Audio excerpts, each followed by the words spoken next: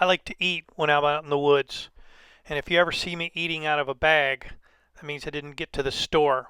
This video is about a recipe for Camp Stroganoff that I got from Chef Corso, and thank goodness I bought that extra load of wood.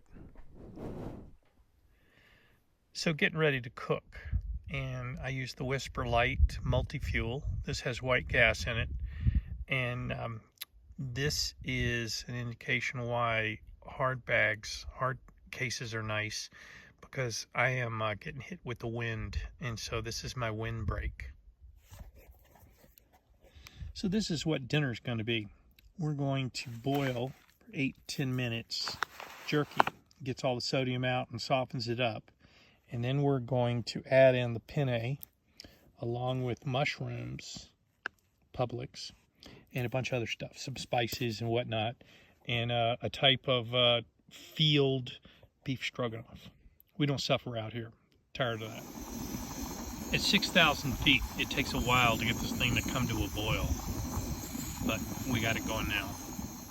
Okay, so we've got the jerky boiled. Next time I'm going to use pasta that needs to be boiled, and it could be boiled with the jerky instead of the already cooked.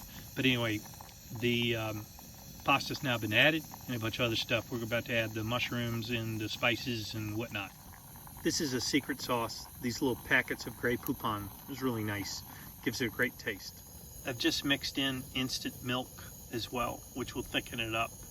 It's really good. And finally, a little Parmesan at the end. This is tasty.